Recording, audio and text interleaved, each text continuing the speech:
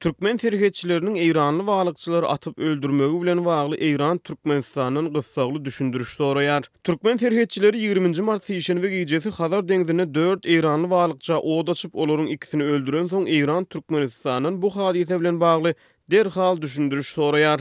Eýranyň Daşary işleri ministrliginiň medpugat wekili Bahram Kasemi 22 martda penşenbe güneden çykyşynda bir Türkmenistanyň terhetçileriniň baglyk tutýan raýat gaýygyna od açyp baş goşan terhapsy hereketine güýçli protest bildirýär. Şeýle hadisanyň ýüze çykyp gynandyrjy habaryň ýaýramagynyň edil ýa-ni Eýranyň Daşary işleri ministrligi we Eýran Islam Respublikasynyň Türkmenistanyň ilçihanasy türkmen häkimiýetleri bilen gatnaşygy geçip meseleni çynlyka ýyzarlady diýip Eýranyň Daşary işleri ministrliginiň medpugat wekili Bahram Kasemi aýtdy.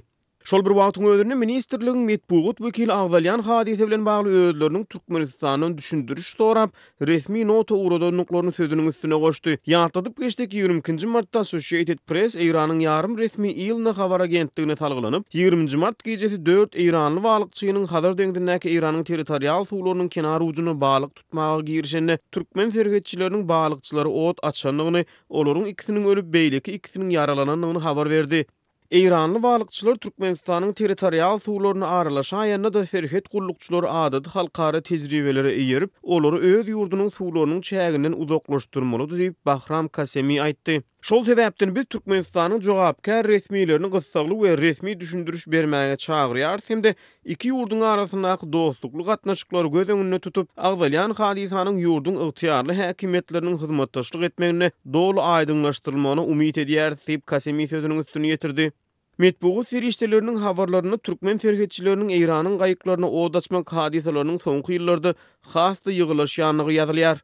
Galy bertede Eýranly balykçylaryň türkmen terhetçileri tarapyndan atylyp öldürilmegi bilen bagly hadise Eýranyň Nevit ministri Bijan Namdar Zanganaýynyň ýol başlygyndaky wekilçilikli toplaryň Türkmenistana sapar edip ýurduň Daşary işleri ministrligine gepleşik geçirmeginiň edil ýa-ni Eýranyň prezidenti Hasan Rohanyň 27 martda Türkmenistana etjek saparynyň edil öň ýanyna gabat geldi. Türkmenistanyň Daşary işleri ministrligi Eýranyň wekiliýeti bilen Aşgabatda 19 martda geçirilen duşuk barada ýaýradan habaryny, gepleşikleriň barşyna taraplar iki taraplaryň sowda, ykdysady we energetik hyzmatdaşlygyň häzirki ýagdaý we geljekde olary giňeltmegiň mümkinçilikleriň meseleleri boýunça pikir alşdylar. Taraplar geljekde energetik ulgamda işçiň hyzmatdaşlyk etmäge ıgrarlydygyny beýan etdiler diýildi.